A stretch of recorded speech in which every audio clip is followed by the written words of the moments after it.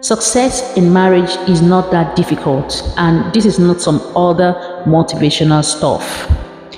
The same way you succeed in other things is the way you succeed in marriage.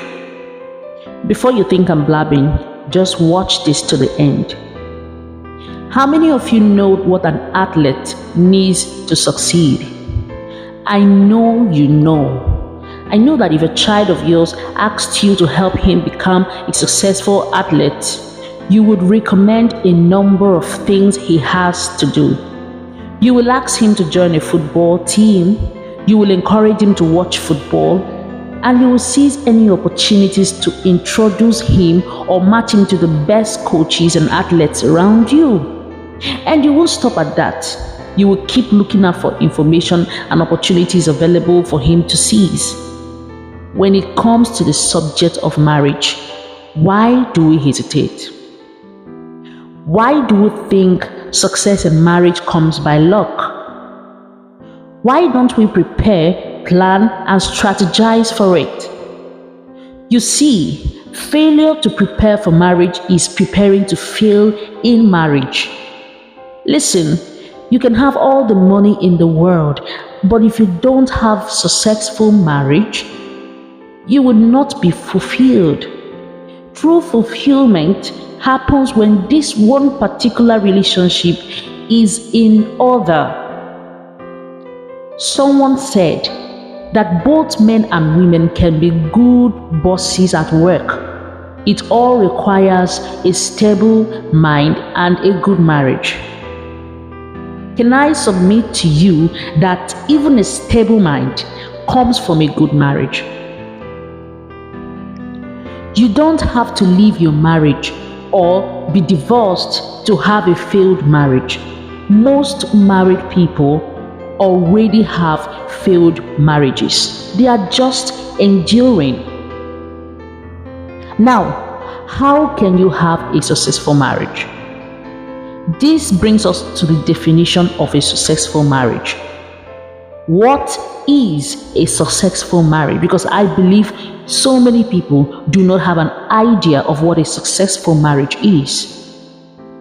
A successful marriage is a marriage that heightens your happiness and your peace, grows you, and help you deal with your weaknesses. Listen, I said it is one that heightens your happiness and peace, and then helps you grow and helps you deal with your weaknesses, because every one of us have weaknesses, and marriage is supposed to help you deal with that.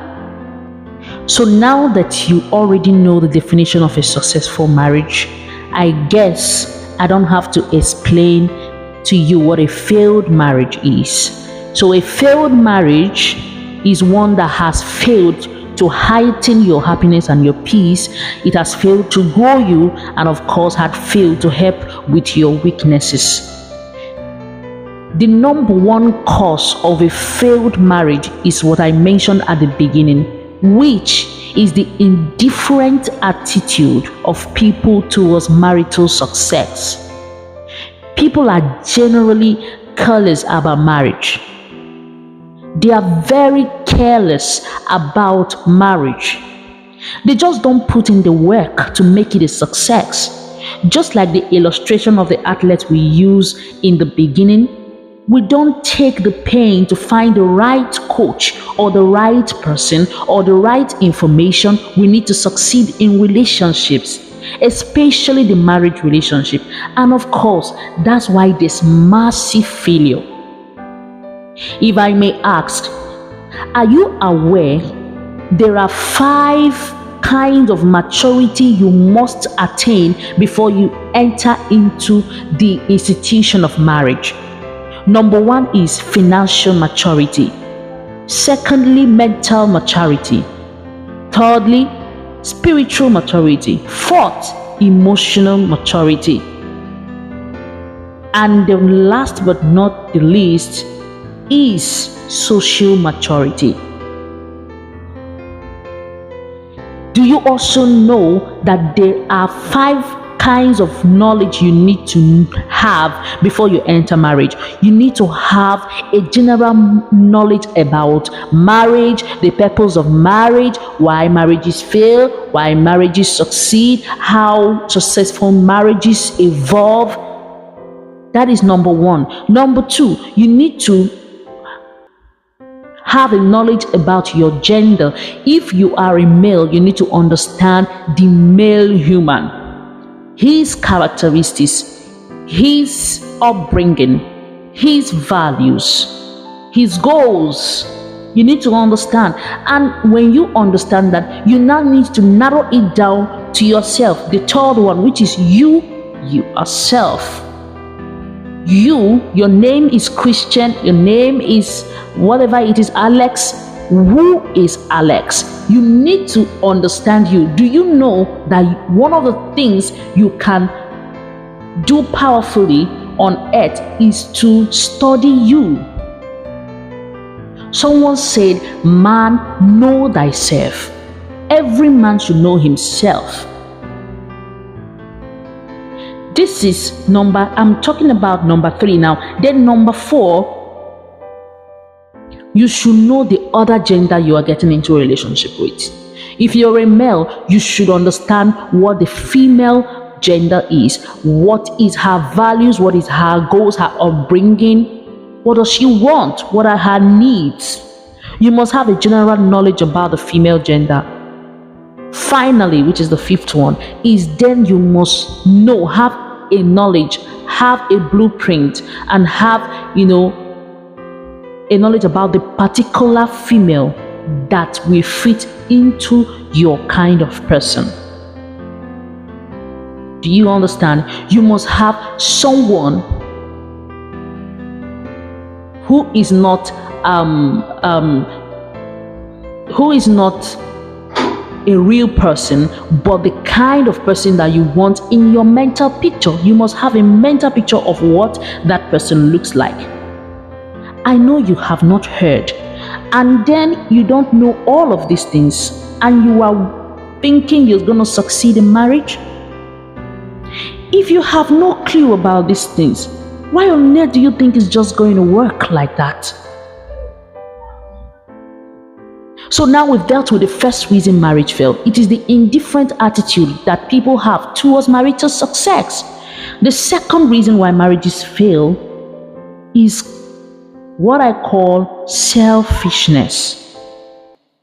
Selfishness. Listen, marriage is not for people living for themselves. In marriage, sometimes you just have to forget about yourself, your needs, your rights, what you want, what you need, how you're feeling. It's not about you. Okay? So sometimes you have to forget about yourself in order to please the other. Show me any couple having marital issues right now, and I will show you where selfishness resides in their issues. Listen, if you have never learned to live for any other person other than yourself, please don't attempt marriage. No two ways about it, you will fail. The last but not the least reason why people fail in marriages is cowardice. What do I mean? Most people walking around claiming to be something they are not are just merely hiding from their fears.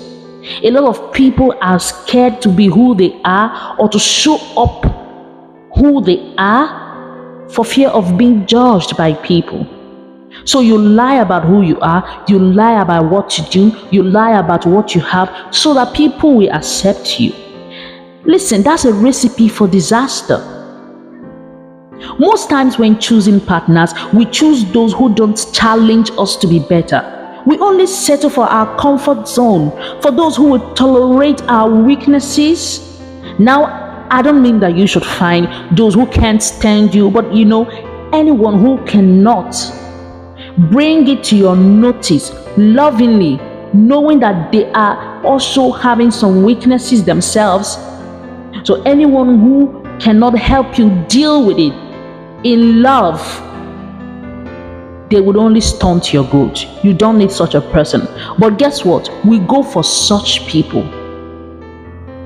who are just as afraid as we are, who do not challenge us to be better. And that is why the marriage don't last. And if they last, they don't really grow you. Listen, because I told you that a successful marriage is one that grows you. You may think you have peace, but you are not growing. You still have a failed marriage if you are not growing.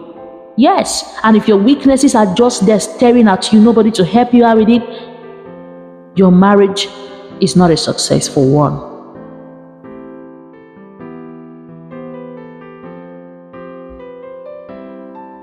Listen, if you marry someone who does not challenge you to be better, you will not feel the need of such a person in the long run. You will not feel the impact of such a person in your life, because that person do not contribute to your self-development. And if you cannot contribute any type of self-development to your spouse, then that person is just there for decoration. And that's when marriage becomes boring. That's where you wake up one day and ask yourself, why am I with this person? You know why? Because they don't contribute to your growth. Do not be too afraid to go for what is good for you. Listen, most people are looking for pretenders like them. You have to be always willing to confront your fears. That's how you grow. Look for people who help you confront them rather than nurture them. It only grows bigger when you nurture your fears instead of confronting it. When you deny it, it grows larger. It doesn't go. Look for people who you do not have to always put up a front like you are strong in order to appease them or in order to make them stay in your life. A word, they say, is enough for the wise. I will be bringing you more of these kind of information. Stay tuned to my pages, stay tuned to my channels. I love you. Harmony.